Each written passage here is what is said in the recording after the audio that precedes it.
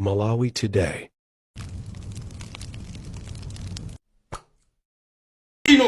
Ticha kukhala kuti tikusiyana maganizo panale ndi amtharika koma sungaime pano nkuyamba kwa munyodogola apita mtharika ngati ni size yako. Nene nchoti ineyo atupere nimamvera tsoni kwambiri chifukwa mumamvera chisoni atupere kwa basi ndi wachinyamata akanarongosoka ndikanane kuti atupere porani moto ngati kampeni simkuiziwa kapena mulibe mfundo mwina kanangokara. Nkhani zoduzi kutero pamenepo tamva Michael Usi akuzuzulaso nkhalidwe amene anapanga atupere mluzi powanyoza a Peter Mutharika kuti akakhale pansi akula. Komanso antamboso adazayankhulapo nkhani yokhuzana ndi atupere muluzi kuti atupere tupena pake simapanga zinthu zolongosoka chifukwa chonena kuti lero mmakhala kuti muli mbali mawa mpezekaso kuti muli mbali kenakonso mubwerereso mbali ina muzinyoza zimakhala zinthu zowabalalisa anthu kwambiri kuti mudakapola moto ndi tamva pamenepo antambo amene akulongosolera zokhuzana ndi atupere muluzi nditatiye ntimve kuti adayankhula zoti chani kusogoloko ndipo tikupemphani kuti video imeneyi musayisire panjira ndithu muone kuti mumve zimene anthu akhala kunena zokhuzana ndi atupere muluzi takatene ndikhale limodzi sizimafuna Malawi zabwino. They have even gone deeper kunena kuti chipani cha MCP jana akupa. What would you react to those? Zimenezo nzomvesa chisoni kwambiri. Zomvesa chisoni? Zomvesa chisoni kwambiri. Choti ndinganene nchoti ineyo atupere nimamvera chisoni kwambiri chifukwa mumamvera chisoni atupere kwa basi ndi wachinyamata akanarongosoka ndikanane kuti atupere porani moto ngati kampeni simkuiziwa kapena mulibe mfundo mwina kanangokara. Pamene timavutika museu mumu tikufuna chilungamo cha zisankho atupere anatawa anali ku India kandi ku India kandi kuti ku China anatawa yete anapanga nawo context zisankho leta ona kubwera akupita kwa achakwera komweko achakwera ndamona ni sogolero wabwino chanchani 2 days later tukumva kuti wapita ukuku. Ndikufuna ndinene izi kugwirisa mpingo ku campaign ndizorakwika ife anthu ndi amozi kulibe mavuto amene amamveka mwa uchisilamu kulibe mavuto amene amamveka mwa uchikristu kapena mu chihindu amarawo tikumva kuwawa limozi mupite ku Eastern Region ndinene kuti atupere akalanduna anda Mutharika for 5 years achitako chanu ku Eastern Region abare atu ku Eastern Region kwa kuvutika amangodia iyeyo ndi abambo awo inali chibare cha family kuti azitetezana abare anga ku Eastern Region uko musamve maboza amenewo Isa Njaunju anali Islam anapedwa pa usogolero wa ndani usogolero wa Mutharika pakana pano sana tuuze ngati boma kuti muntu senior servant anapedwa bwanji tiumvana anthu awo chedwa ku 24 ndampingo wanje awawa kwanena anapedwa kwa Nsundwe may he so rest in peace ifeo tinapanga condemn kuti zija zinali zorakwika anali mu uniform ya polisi zona muntu aziziwa bwanji kuti uyu wa polisi mmene kuonekera wayenera ndi Muslimu mmene kuonekera wayenera ndi Mkristo tikunena kuti asiye kumana miza anthu amene apedwa muno Malawi anthu ambiri ndikupaseni zisanzo chabwino ndinene izi tonse tikudziwa kuti under MCP pa usogolero wa MCP amene ali mu MCP yitu kuinena yanyuwani yomwe ndi manifesto kawawa anda nsogolero Chakwera amene akale president amene awombole ziko lino palibe amene analipo mu MCP yakaleyo timvesesane pamene palibe amene ankasokoneza zinthu ku MCP yakaleyo amene ankasokoneza zinthu nthawi imeneja ndi amene ali ku alliance ya DPP ndi UDF tikudziwa kuti secretary general wa chipani cha MCP amene analiso administrative secretary wa chipani cha MCP anali Abakiri and Abakiri mkamati secretary general wa chipani ndi CEO ndi mwini chipani tonse amalawi tiafunse abakiri kuti kodi nkhanza zikachitika zimene zija munkapangiranji chifukwa ankapanga ndiwo ngati secretary general. MCP ili pano ndi anyuwani, so ngati secretary general ndi amene atifotokozere. Adausi anali momo, analiso ku Malawi Young Pioneer, panopa ali ku DPP. Henle Musa anali mu government yomweyo ya MCP yakuinena, panopa ali ku DPP. Antaba anali mu government ya MCP imene akuinena, panopa ali kuno. Ndiye mayina ya anthu amene ankasokoneza kuja ali uku. That's why nkhanza sizikuta Malawi. Kungoona nkhanza kuba sikukuta chifukwa ndiye asogolera omwe aja okonda chisokonezo. Ndiye ine ndikufuna ndinene kuti ndiboza titati tipange study chiyambire ni matipate. Ndikufuna ndinene kuti Fanikizo Pili, student wa Chancellor College, anapedwa nthawi yanji si ya Bakiri Muluzi, inali nthawi ya MCP. Kuchoka pa Fanikizo Pili tikunena Karonga Stambuli anapedwaso inali nthawi ya MCP. Tikunena pano Achasowa anapedwaso anda usogolero wa DPP nthawi manager kunali MCP. Tikunena pano tikatipereke Sanzo Amatafari anapedwaso nthawi manager inali ya MCP. Tikunena pano Anjaunju anapedwa mwankanza nthawi manager inali ya MCP. Tikunena pano Acha Rubino abale atu mmene afera momvesa chisoni kwambiri nthawi manager inali ya MCP. Ndikunena pano kumzuzuko anthu 20 anapedwa, kupedwa mwankanza momvesa chisoni kwambiri, kuomberedwa ndi apolisi. Andu kumpoto kuja siti na iwale anthu ntapita kumpoto kuja anandiuza kuti DPP iwaliretu kuno, andi tikupita kumene kuja aziwiretu. Ndikufuna ndi aziwise tikaponda nthaka imene ija aziwo kuti iwo ndi 0/10.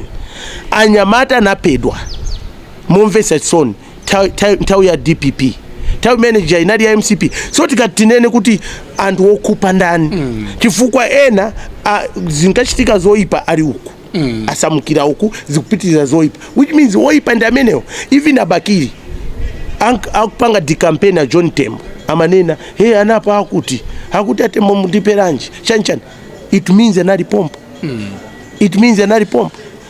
So ineyo I would like to say kuti campaign yoti tizinamiza anthu amalawi anachangamuka, so atupere aganize bwino, aganize ngati wachinyamata, aziyankhula mfundo ngati mmene amayankhulira Achakwera, ngati mmene amayankhulira Chilima, mmene amayankhulira Anyamata china Kunkuyu, you know, mmene timayankhulira ifeyo. Timayankhula mfundo, usati azingopanga atake anthu kumarowesa mpingo wa Islamu akuvutika ngati ifeyo. Zote aziyanamiza anthu kuti kumwera kuno mukuvutika. Zona mundiuza kuti anthu aku Central Region ndi kumpoto Matande anthu akumwera. Abale athu ambiri amene tinawo ineyo azinzanga ambiri so ndi akunoko. Timakhala nawo bwinobwino ukoko. Akufuna anamize ndani. Akhala akunenanso ena amene sagwirizana ndi zolankhula zanu kunena kuti you may not be Malawian enough. Mukuseka mtambo zibwana kwambiri akuti ndino aku Burundi, ena akamba kuti mina ndino aku Tanzania. I want to raise this question one more time so that we create. How true Malawian are you? I'm actually a son of the soil. A son of the soil. Actually, I'm even more Malawian than some of these people. Ndakulira konkuno azigogo anga azigogo manda ao ari kuchitipa mashrine mafumu ifeyo tukamwarira ama manga shrine nde ineyo ndi mfumu kuchitipa tikumvana. Ena wa mwina amangoti kwao ndikwa kuti mwina they can't even tell us history yao kuti achokera kuti. Ineyo ndikudziwa history yatu from 1616 azigogo ari muno, azigogo atu amenyana nkondo ndi Angoni, amenyana nkondo ndi Awemba, amenyana nkondo ndi anthu osiyana. Ndiye ndimaseka kwambiri munthu kaya kakutana ndoro wake aziti uyu si Malawi. Ineyo abwana munthu ukakarako kunja mwina chiyankhulo chako suku yankula bwino chichewa ukare murano kodi ukara Malawi ndi qualification yake ndi chichewa chifukwa chichewa ndi ntundu tirizo ndi anthu muno woti samaziwaso chichewa. That's right, yeah. Mukapita kuchitipa kuti ziyankhulo zambiri almost 13 languages ineyo zonse zija ndimayankhula koma you don't expect me ndiziyankula chichewa ngati inuyo Brian Banda muntu woti ndinchewa. Tikumvese sana. Ineyo ndi Peter Mutharika takara pano kuti tiyankule chichewa, yankula chichewa chabwino ndani. Ineyo ro campaign ndimapangira mu chichewa. Ndikumatipura campaign bwino mu chichewa anthu ndithu ndikumamvesesa kuti comrade akutiuza mfundo pano. Peter Mutharika ngayankule campaign ya chichewa bwino kuti anthu kumamva. So ineyo ndizinena kuti Mutharika si Malawi chifukwa choti akurepera kuyankula chichewa. We understand kuti anakala kunja, you know, sometimes my languages ukazorowera zinazo you can't speak language ina perfect. You seem to be the boards that mene Roma yankura kuti ineyo si Malawi asiye na zita ya nthawi koma ife tugwira ntchito amalawa kudziwa chilungamo ama yankura zimene zamangofuna kuti ife tizi. I don't know what I can say koma yes Mulungu akurukire. Okay, you seem to be protected. You have heavy security detail. Mukuoneka kuti you are fully financed. Zikuoneka za serious mupanga. Where are you getting the money? Look, comrade. Where are you getting the money? You know you are traveling all over the country with full security detail. Yes. Thank you very much. Thank you very much. Ineyo bwana ndifuna ndikuuzeni. Even CFT ndikunena kuti I decided to form a movement that is not attached to donors. You understand? That is not attached to government because I want true and genuine independence ya Malawi. I want to plant a seed. Do you want to answer my question? I'm going there. Okay. Because look, maybe enough napanga philosophy. Ndi mwina tumayamba kuti tukuyanga. Ina ndikuona nga ndamba kare kuyanga. Okay, chabwino. Mwina suna. Where are you getting the money, comrade in town? Let me say this. If somebody thinks I've got billions or millions, they're joking. I live a basic life, and these people I am with, they are there just for their personal commitment. Do you know that there have been moments after Andu Ocharama Garimoto Chancha, and there have been moments that even some of my security guys would borrow me Garimoto yao ineyo kumaendera. You understand? These people are convicted.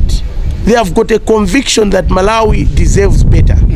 Ineyo as a leader, what I believe in is to sell my agenda in the people, for people to understand the agenda. Then people sacrifice. You get what I mean? People are sacrificing. Ndikamati ndikuyenda urendo sikuti ndizima million. And all are committed. They are approached by these people ndindarama koma they say no. Kuti mwina apange zoipa kwa ineyo. Koma ineyo ndimakurupirira Mulungu. And anthu amene ndikuira ntchito amakurupirira so Mulungu. Ena anso akhala kunena kuti Timothy Ntambo ndi wokhwima. This has been said by who?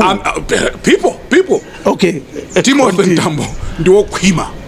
Amene uja ambuya akadansira dzimankhwala dzina amavala nkhosi zamanena kaya chimene chili chimovala nkhosi chikhozachi. Yes. How do you go kundilande anthu afuna kuchita ndi chipongwe, you capture all of them? People have said kuti amene uja ndi wokhwima. Bambo Timothy Ntambo ndino wokhwima? Muntu kamakala kuti umakurupirira Mulungu. Mulungu ananena Bible inanena kuti muzapondaso no scorpion muzadusa palibe chimene azakupangeni. Ineyo ndimakurupirira Mulungu. Izizi mukuzionazi ndi za ufumu. Za ufumu? You understand? Just the same ndi crown. You see, fumu imakala ndi symbol. These are symbols of authority. Kumasiyanisa kuti uyu ndi mfumu, uyu si mfumu. Uyu ndi msogoreri. You understand? Ineyo ndikufuna ndikusimikizireni na Malawi kuti kulibeso mankwara pa dziko lapansi muziyang'ana kumwamba. Mulungu yeka ndi amene amatiteteza. Nthawi yatithera tiyenda bwanji ukafika ku 2 July. Why should Malawians watching us tonight should be convicted ukavotera Dr. Lazarus Chakwera ndi Dr. Saulos Chilima? We'll finish on that note tonight. Thank you very much. Ndikufuna ndinene kwa mtundu wa Malawi kuti Malawi za mavuto wanu kulibe muntu amene angayambe kufotokozerana. Amalawi mkuziwa mavuto amene tikudusamo. Kuli njala kuno ku Malawi, kuli kuba kuno ku Malawi, amene akutiberawo ndi amene anayenera kumateteza chuma chathu. DPP yalepera kuyendesa ziko panopa likulowera kumpopo. Ndikunena kuti ifeyo zativuta ngati ziko, tukhala ngati tili pa zovuta ngati maliro, koma Mulungu watimvera tsoni. Pakati patu wapeza mtsogoleri amene ineyo ngati mbale wanu, ngati munthu wokonzeka kuti ineyo ndinalonjeza kuti Amalawi tivutika limodzi, ndipo pamene tizayambe kusangalala tizasangalala limodzi. Ndikufuna ndikuuze na Malawi Achakwera ndi Achilima andi masomphenya abwino ku dziko lino. Ndi atsogoleri osasankha mitundu, ndi atsogoleri osaba, agwira nawo ntchito umumu. Munavapo kuti abaza kuti iyayi. Ndi atsogoleri oti andi masomphenya imene ita kumanga Malawi. Andi mukamaona ngati high five imene ija ndi summary palibe. Ineyo ndaona ma campaign philosophy, koma campaign philosophy Achakwera ya high five ija is a good summary. Ndikufuna ndinene kuti kuno ku Malawi tikufuna mtsogoleri wotumikira anthu. Achakwera azipereka kuti akhala mtsogoleri wotumikira anthu. Ndikufuna ndinene kuti kuno ku Malawi tikufuna mtsogoleri woyanjanisa anthu. Achakwera mu high five yakutiuza kuti iwo ndi mtsogoleri amene aonesese kuti Malawi wina aliyense mosaona mtundu, chokera ku nsanje paka kuchitipa, kunchinji paka kunkotakota, Amalawi tonse tikale limodzi ngati family imodzi. Pamene panifuna ndisindikeso kwambiri kuti ineyo interest yanga kwambiri, even CFT, ndiona Malawi tizikondana, tizikala mwamtendere, zosankana zite. And ndikufuna kuti and I'm happy kuti manifesto ya Achakwera ya MCP inaipanga include that transitional justice, peace and reconciliation. And ineyo ndinkani imene ndinayo ndi interest kwambiri, chifukwa mtsogoleri athu okubawa anasiyadala kuti Amalawi sayanjane, because mukamasinta from one party maybe to multi-party pamaene pakale healing process yoti anthu feti yanjane, kukale kurukirana, amene anarakulidwa akale compensated. Tamvana? Koma awa nachitadala kuti zisateke, kuti nthawi ya kampeni kakwanazia na mizando, awa andi okupa, awa ndi chani, zimenezo tikufunika kuti boma likamasinta titane nazo. Izize mtsogoleri awa kunena kuti azikamu alimi mavuto awo achepa ndipo ata mtsogoleri ukarowa. Are you certain, Timothy Ntambo? Yes. Change is coming? Change is coming. I said change is a very notorious animal, and nobody can stop change. When God says yes, nobody can say no. God has said yes. Leadership has to change to in Malawi. That's why DPP chida chichonse choipa kamapanga chikumaonekera. Andi asamare kuzisango kungata kuona kuti ndi achina jene ansa pangazi bwana. China chichonse chionekera. Ndipo enafe Mulungu amatipasa masomphenya timata kuona za pasogoro. Taziona pasogoro kuti ziko lino likusinta. Ndipo timaplan tawo tonse tumena kukonza timationa. Izizi oro mademo aja tukamati mawa tukupanga mademo. Mulungu amata kutionesa kuti zikala mwakuti. Ndi akamapanga timaplan toipa. Panopa ndikuyankura akugurizana zoipa kumbali ena. Ndikuti asamare ifeyo tikamaenda asamabwere kusogoro kwatu. Chifukwa akulimba ndi mphamvu ya Mulungu. Comrade Timothy Ntambo, Commander in Chief wa Citizens for Transformation, titakwita nani kuti muwere mwatilemekeza kwambiri, tikuyamikeni kwambiri. Thanks very much, comrade. Pamene bonso ndipo mapeto a program yathu madzulo ano ya Times Exclusive. Mprogram imeneyi ndinali ndi Comrade Timothy Ntambo, Commander in Chief wa Citizens for Transformation. Ndine Brian Banda. Ngati muli ndine manga pa zimene takambirana, we in Times Exclusive would love to hear from you.